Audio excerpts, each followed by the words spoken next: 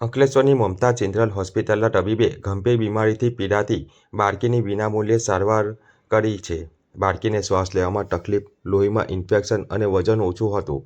બાળકોના નિષ્ણાત તબીબ સતીશ ગુપ્તાએ વિનામૂલ્યે બાળકીની સારવાર શરૂ કરી માનવતાનું ઉત્તમ ઉદાહરણ પૂરું પાડ્યું છે. ભરૂચ ખાતે રહેતા સાદાબ અંસારીની પત્ની મેહઝબીને બાળકને જન્મ આપ્યો હતો. બાળકીને શ્વાસ લેવામાં તકલીફ હતી, સાથે લોહીમાં ઇન્ફેક્શન હતું અને વજન પણ ઓછું હતું. માતા-પિતા બાળકીને ગંભીર હાલતમાં અંકલેશ્વરની મમતા ચિલ્ડ્રન હોસ્પિટલ ખાતે સારવાર હેઠળ લાવ્યા હતા. મમતા હોસ્પિટલના ડોક્ટર સતીશ ગુપ્તાએ બાળકીની સારવાર શરૂ કરી હતી. જોકે બાળકીના માતા-પિતા સારવારના ખર્ચે બાબતે મૂંઝવણમાં હતા. દરમિયાન ડોક્ટર સતીશ ગુપ્તાએ તેઓને બાળકીની વિનામૂલ્યે સારવાર કરી આપવાનું જણાવતા તેઓએ રાહત અનુભવી હતી. બાળકીની તબક્કાવાર સારવાર શરૂ કરાતા બાળકીની તબિયતમાં સુધારો થયો છે અને વજન પણ વધી રહ્યું છે. ત્યારે વહાલી દીકરીની તબિયતમાં સુધારો થતાં માતા-પિતાના ચહેરા પર ખુશી જોવા મળી હતી. ત્યારે ડોક્ટર સતીશ ગુપ્તાએ બાળકીની વિનામૂલ્યે સારવાર કરી માનવતાનું ઉત્તમ ઉદાહરણ પૂરું પાડ્યું છે.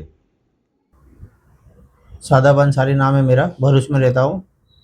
और गए महीने की 11 तारीख में शिवाश्रम हॉस्पिटल में शाम को छोकरी पैदा हुई थी, लगभग 6:30-7 बजे के आसपास। तो डॉक्टर साहब ऐसा बोले कि छोकरी कमज़ोर है, सांस लेने में थोड़ी तकलीफ़ है, इनको कहीं आईसीयू में रखनी पड़ेगी। मैं बोला डॉक्टर साहब को अपने हिसाब से रख लो, कोई अच्छी जगह पे जहाँ पे सस्ता हो जाए काम। तो उन्होंने यहाँ पे शिफ्ट करा ममता हॉस्पिटल अंकलेश्वर।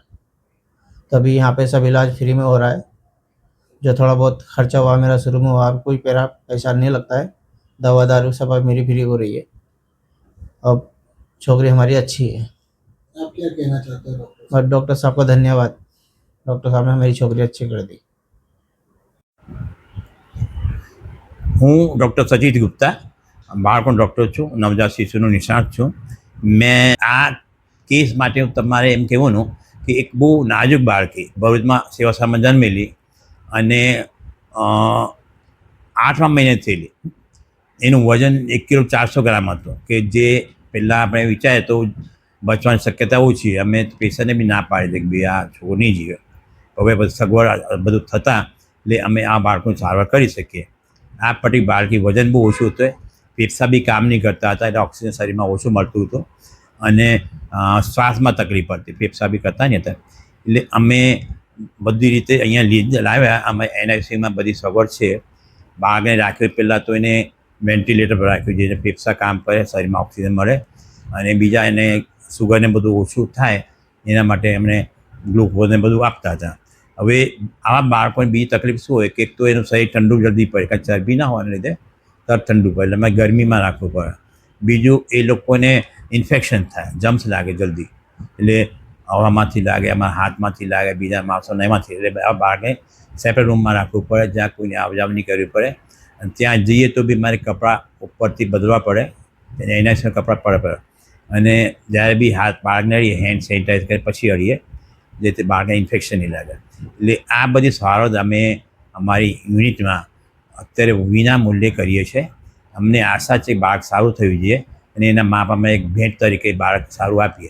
અને બીજું કે આ દરમિયાન અમે અમારા સ્ટાફનું સહકાર હતું, એમની ચોખ્ખાઈ હતી, અમારી બધી મશીન મેન્ટેલ આજકાલ જે બધી મશીનો આવી ગઈ છે એટલે એમાંથી અમે બાળકને બચાવી શક્યા છે.